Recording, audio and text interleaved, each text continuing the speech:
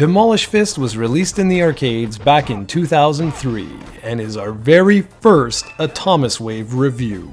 I'm actually reviewing this with an authentic Sammy Atomiswave motherboard, as well as a legit copy of Demolish Fist. Over the next 8 weeks, we'll be taking a look at 8 fantastic Atomiswave video games, starting with this beat 'em up you see right here, Demolish Fist. By 2003, beat 'em ups were pretty much a dead genre.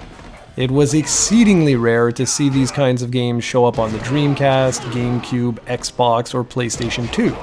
Remember folks, it's 2003 we're talking about here, and we're well into the 6th console generation by now. And truth be told, the Dreamcast was already discontinued by this particular point in time. So getting a new beat 'em up was a pretty big deal. Demolish Fist was developed by Dimps, and is a completely ridiculous brawler. How ridiculous, you ask? Well, let's just say you can pick up a car and use it as a weapon. Yeah, that's right. You take on the role of one of 4 supreme warriors. There's Leonid, who has pretty much average stats. There's Vanessa, who is quicker than the rest of the pack. Enzo, who's the big powerhouse. And finally, Undead, who is the most technical of all 4 fighters.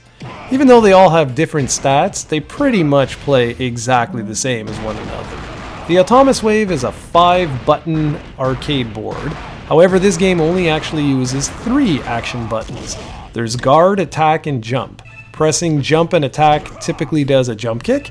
Guard and jump does a circular attack, which takes a bit of your health away, but typically clears enemies surrounding you.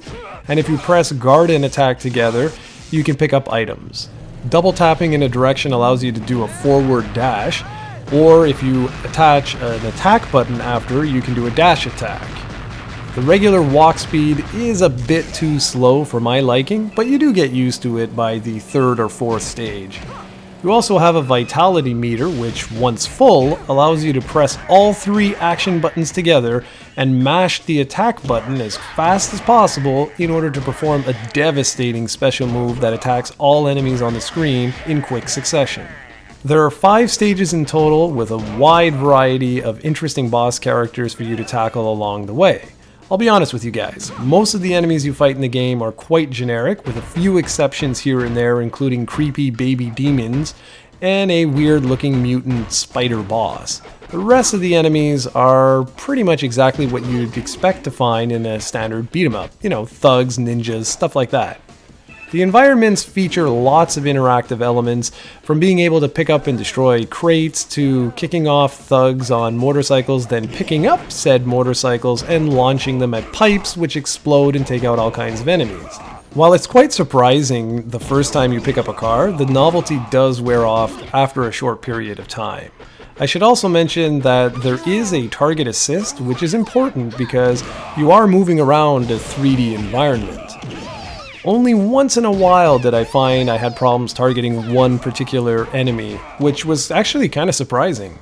Demolish Fist does have a few fundamental flaws though. For one thing, when you use a continue, your high score doesn't reset, meaning there's very little incentive to try and get a 1 credit clear. The other big problem is that you can perform your special beatdown move in co-op, where both players get a beatdown activated. However, only the player who triggered it uses their vitality meter, meaning the second player can trigger their special beatdown move right afterwards, and both players get to perform another special move. In essence, you have 4 beatdowns going on just by using 2 meters. I hope that makes sense. So what's the problem with that, you ask? Well, just imagine how easy a boss can be defeated with all those beatdowns happening one after another.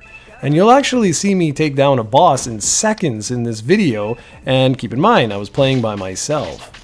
Speaking of time, the audio-visual presentation is decent but not exceptional. For 2003, this game clearly feels like it was designed for the Dreamcast, and that's actually not far from the truth considering the Atomiswave hardware is based on the Sega Naomi hardware, which was the foundation of the Dreamcast.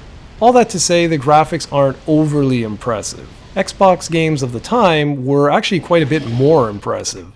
The audio design gets the adrenaline pumping, but again isn't overly memorable. I wish I could praise the game more, but really the graphics are a bit generic and they do date the game, and the overall design isn't anything overly special.